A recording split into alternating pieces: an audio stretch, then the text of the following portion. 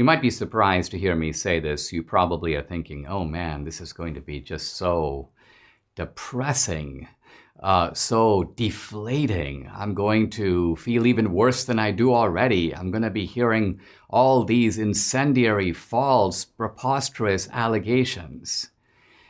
Now, the reason you'll feel depressed and deflated is if you allow yourself to be sucked into the Democrats' world, if you allow their illusions to become reality, if you allow their fake words to have meaning.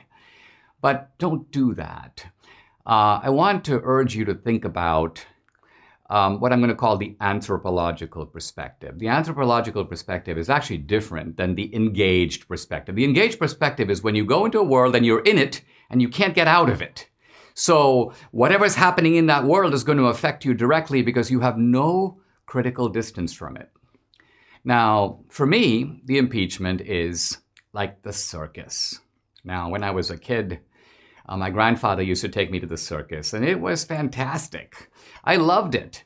And I loved it because I approached it from the anthropological perspective. I was critically distanced from what was going on in there.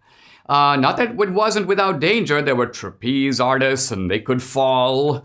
My grandfather loved the elephants. I actually loved the dwarves. I loved the midgets. We called them midgets. It was a different place. It was a different time. I guess if it was today, the midgets would come up to the audience and go, "You people are obsessed about height." But anyway, the point is, it was the circus. And it was enjoyable because, why? Because I knew the ending. And I also knew that they were putting on a show. Now, let's turn to impeachment directly. I think when history looks at this event, and remember, this is the second impeachment, it's even dumber than the first one. It is even more lacking in genuine cause. The whole thing is a farce. So all the air of solemnity, "Madam Speaker, may I remind you," don't give that any sense of dignity or authority. Sit back and laugh at it.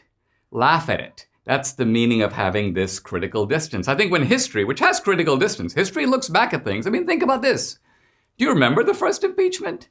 We're talking about impeachment. I've pretty much forgotten the first one. Why? Because it was kind of a non-event. It was absurd. I think history will view it as absurd. So when history looks back at these two impeachments, Trump was impeached twice.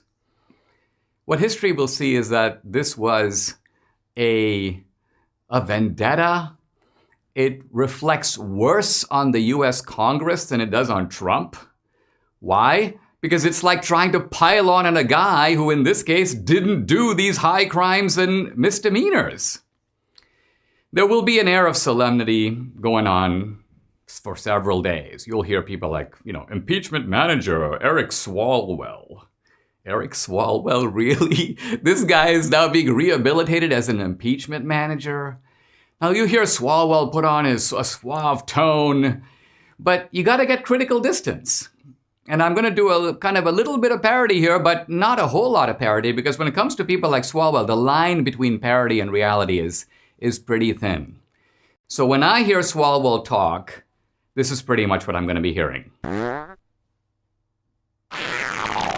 Yikes. Well, maybe it won't go like that. Maybe Swalwell will watch his diet before he gets on the floor. But here's another way to listen to Swalwell. Like this. 2020年就要到了，同志们、朋友们。 Yes, exactly. These are people to be accusing Trump. These are people who are literally in bed with Chinese spies. Or, as in the case of Joe Biden, who appears to be watching all of this with a kind of stupid solemnity. Does he even know what's going on? Is he involved? Is he not involved? No one really knows. But that's the head crook. That's the guy who should be getting impeached. If the Republicans had any sense, they'd be planning how to get a handful of Democratic votes and impeach Biden in his first year. Now, this anthropological perspective I'm recommending is something that real anthropologists use all the time. And you do too. When you're a tourist and you go, for example, to Tahiti, and you watch, let us say, a rain dance. Think about it. Do you really start jumping up and down and waiting for it to rain? No. The people in the rain dance might be doing that, but you're stepping back and you're saying, wait a minute, these are people who actually think that jumping up and down is going to make the clouds belch out rain. So you are viewing the event from the outside, and because of that, you don't get freaked out. You actually find the event very interesting. You're able to just see it with a certain kind of detachment that the participants aren't. And ultimately, you can understand it and know what to do about it better than perhaps the people even participating in the event.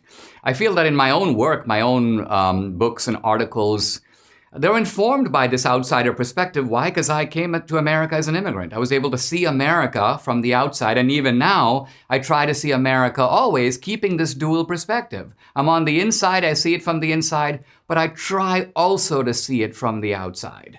I think this dual perspective will help you look at impeachment not with a kind of hangdog look, it's going to be awful, but almost as if to say, I'm at the circus, now get on with the show.